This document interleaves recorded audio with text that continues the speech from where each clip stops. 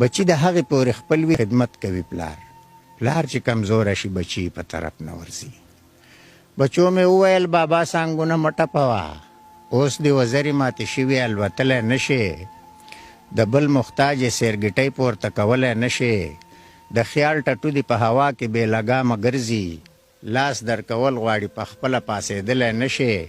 نوړۍ د خولې په ځای را اخلي په سپېږمو کې منډې، ګوزن وهلی ټول رپېږې ودرېدلی نه شې، خوله دې کړشپه په خبره دې څوک نه پوهېږي، زه په څلورې ټیټه ملا دې نیغولی نه شې،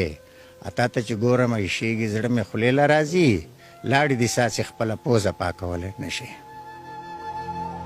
نو دغه ګټلی مال په موږ باندې تقسیم که بابا،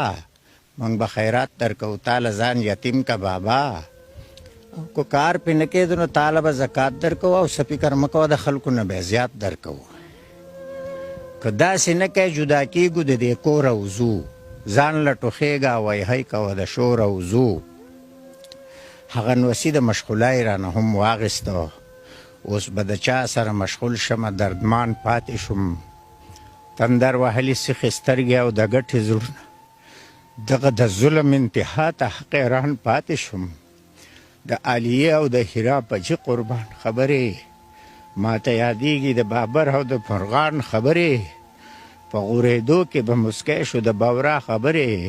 خوږې خوږې وړې وړې وې د زارا خبرې، د زړګي غوښې ساوڼي او که ګوشۍ وجاړم، د غم ټپې شوې نننۍ که پرونی وجاړم. د زړه طوطي مې هوا نه خوري، چا ظالمانو تې بڼې ایستلې دي، د زړه طوطي مې په سلګو دی، واړه بچوړي تې قارغانو وړي دي،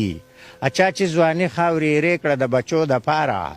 په دې ارمان وه چې زما د بچو کور وشولی، په هغه کور کې هغه مور نن بې اسرې ناسته ده، چاپېره وګوري نوسي په نظر نه راځي، د شهیدانو ارمانونو مقبره کې اوسي، د اسویلو سره مشته د مرګ ته شپې لنډوي، زر به زړه ستړي زندګۍ ته خیر آباد ووایي، کډه رانغاړي تیارې کړي د عقبا په طرف. نوم د میرات د دې نه ښه و، په شته الوات کې بې الواده پاتې شومه، د ننګ ناموس دور مې تېر شو، اوس په بې ننګو پسې اوښکې تویومه، مرګیه راشه غاړه راکه، ستا په راتلو به ټول غمونه ختم شي. زمونږ بچو ته ګناه نشته، ټول قصور زمونږ دی، زمونږ بچي چې څنګه پیدا شو نو زلمي پیدا شو، مور قلار کړي نه پاک کړي نه یې تی ورکړی، ما خو د سره خصمانۍ چرته کړې نه ده، په خپل څادر مې وله پوزه پاکه کړې نه ده. ملګرو بس دی د قصو قصه تمامه شوله، دلته به یې پرېږدو د پښتو قصه تمامه شوله، د غمه ډکه په سلګو قصه تمامه شوله، او په هر قدم د جړېدو قصه تمامه شوله. نو ملګرو پورته کئ لاسونه یو امین ووایئ،